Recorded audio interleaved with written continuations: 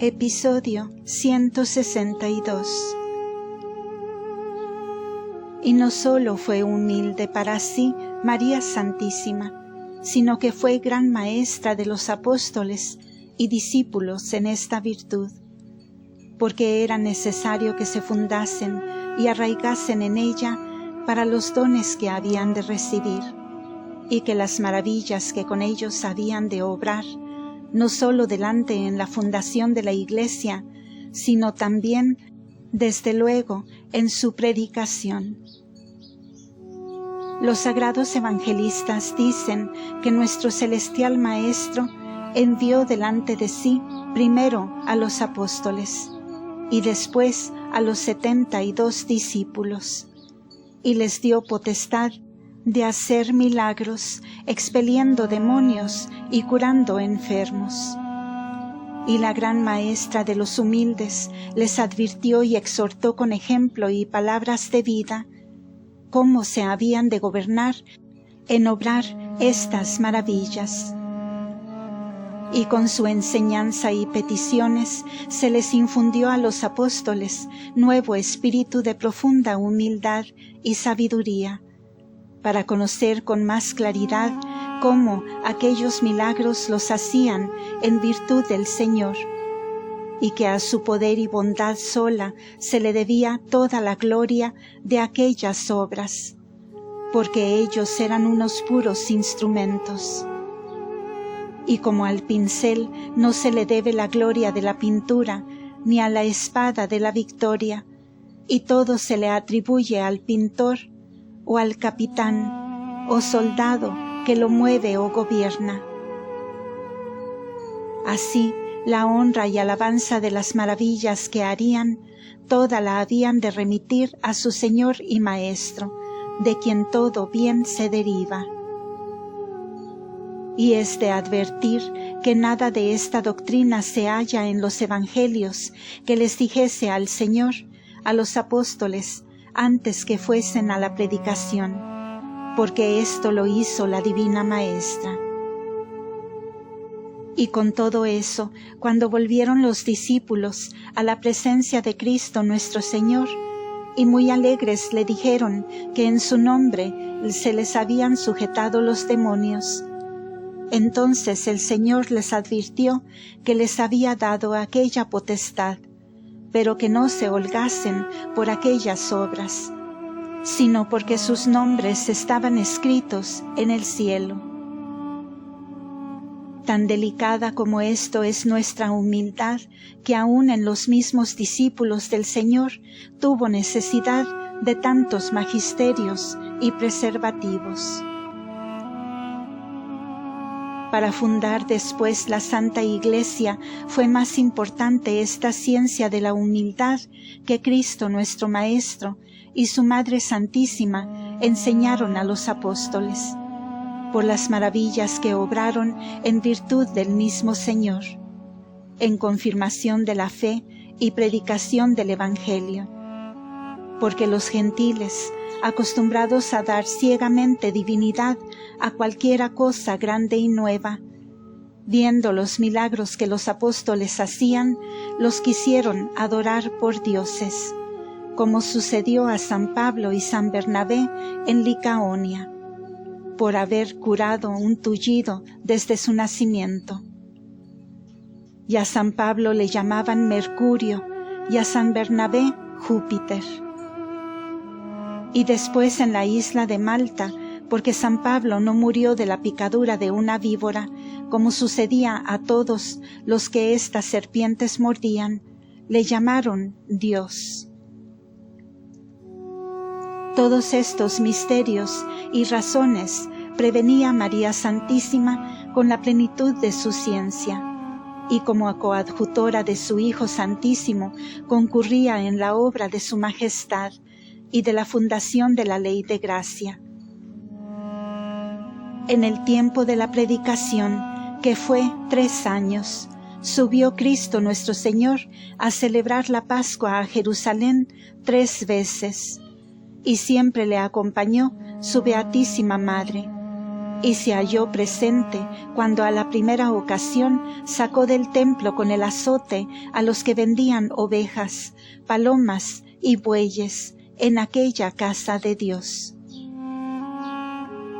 En estas obras y en las demás que hizo el Salvador, ofreciéndose al Padre en aquella ciudad y lugares donde había de padecer, en todas le siguió y acompañó la Gran Señora, con admirables afectos de encumbrado amor y acciones de virtudes heroicas, según y como le tocaba, sin perder alguna, y dando a todas la plenitud de perfección que cada una pedía en su orden, y ejercitando principalmente la caridad ardentísima que tenía derivada del ser de Dios, que como estaba en su majestad y Dios en ella, era caridad del mismo Señor la que ardía en su pecho y la encaminaba a solicitar el bien de los prójimos con todas sus fuerzas y conato. Doctrina que me dio la misma Reina del Cielo. Hija mía, toda su maldad y astucia estrenó la antigua serpiente en borrar del corazón humano la ciencia de la humildad, que como semilla santa sembró en él la clemencia de su Hacedor, y en su lugar derramó este enemigo la impía cizaña de la soberbia.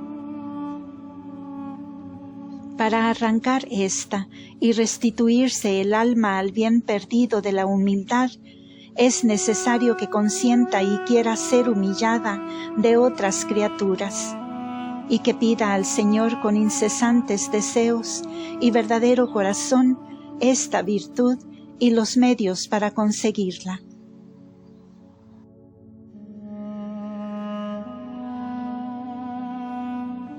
Muy contadas son las almas que se aplican a esta sabiduría y alcanzan la humildad con perfección, porque requiere un vencimiento lleno y total de toda la criatura, a que llegan muy pocos, aun de los que profesan la virtud, porque este contagio ha penetrado tanto las potencias humanas que casi en todas las obras se refunde, y apenas hay alguna en los hombres que no salga con algún sabor de soberbia, como la rosa con espinas y el grano con la arista. Por esta razón hace el Altísimo tanto aprecio de los verdaderos humildes, y aquellos que alcanzan por entero el triunfo de la soberbia los levanta y coloca con los príncipes de su pueblo, y los tiene por hijos regalados, y los exime, en cierto modo, de la jurisdicción del demonio. Ni él se les atreve tanto, porque teme a los humildes, y sus victorias le atormentan más que las llamas del fuego que padece. El tesoro inestimable de esta virtud deseo yo, carísima, que llegues a poseer con plenitud, y que entregues al muy alto todo tu corazón dócil y blando, para que como cera fácil imprima sin resistencia en él la imagen de mis operaciones humildes.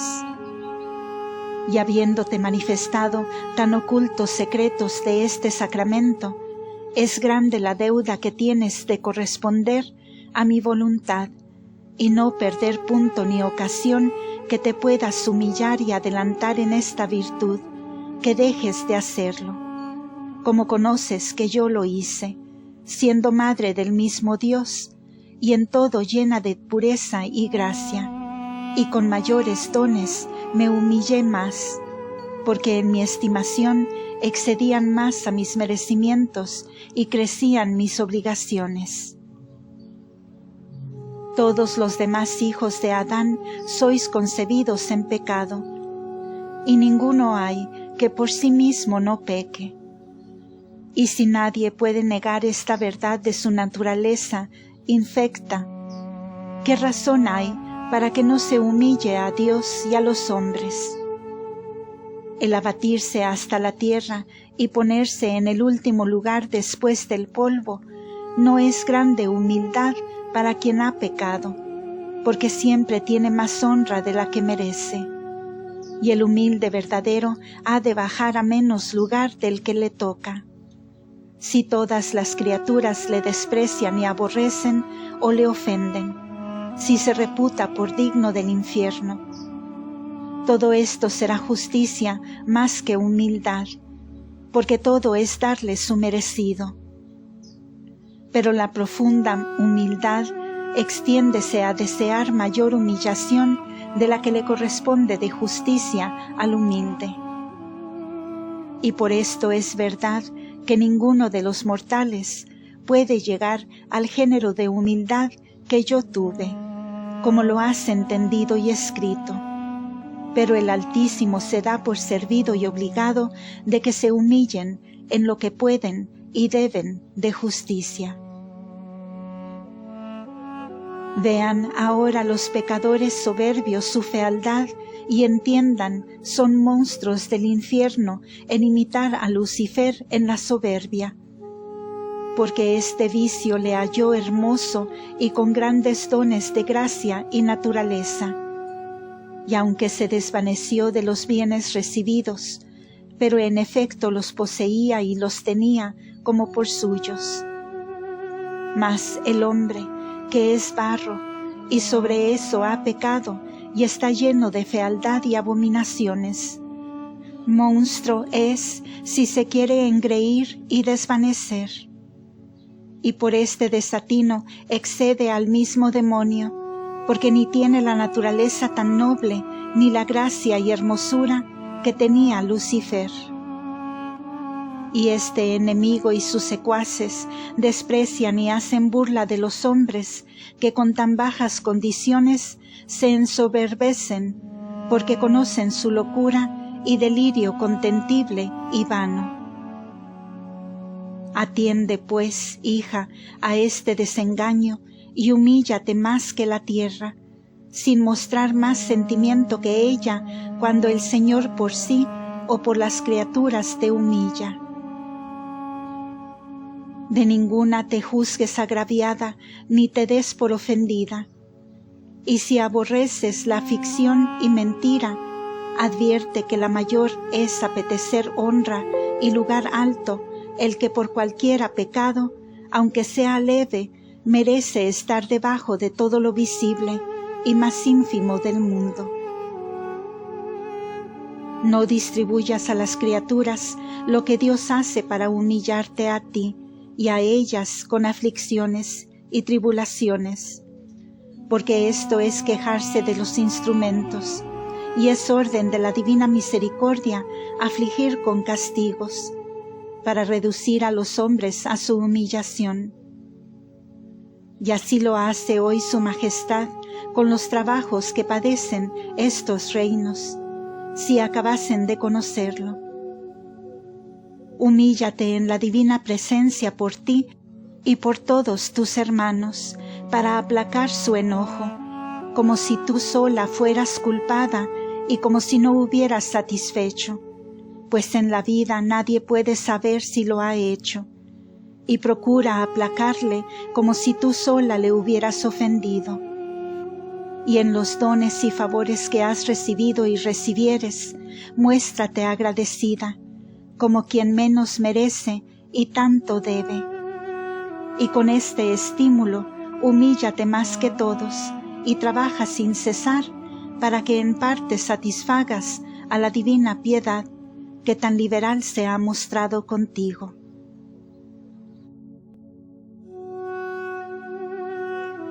Capítulo 4.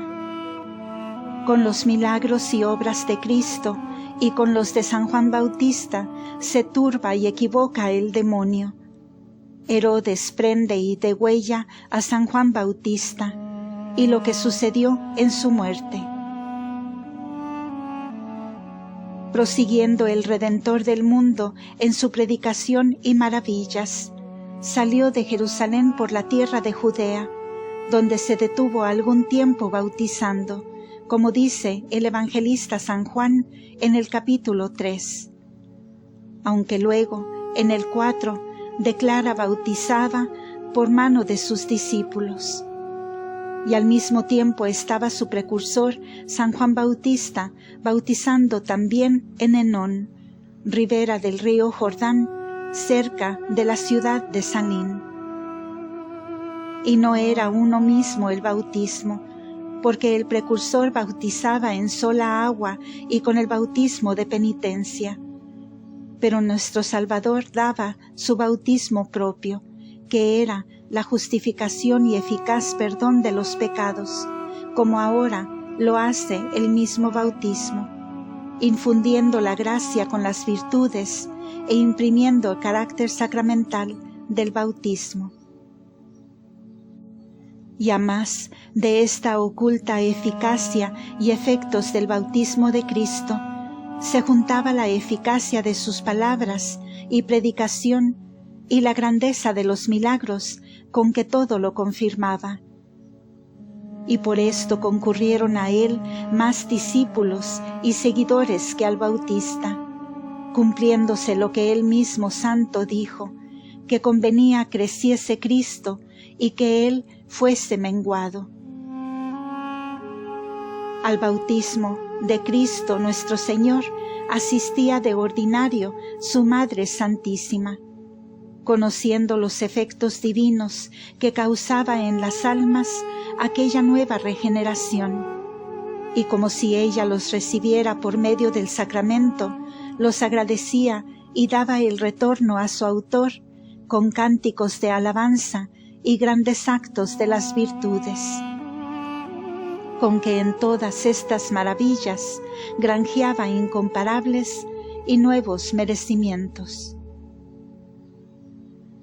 Cuando la disposición divina dio lugar a que se levantasen Lucifer y sus ministros de la ruina que padecían con el triunfo de Cristo nuestro Redentor en el desierto, volvió este dragón a reconocer las obras de la humanidad santísima y dio lugar su providencia divina para que, quedando siempre oculto a este enemigo, el principal misterio, conociese algo de lo que convenía para ser del todo vencido en su misma malicia.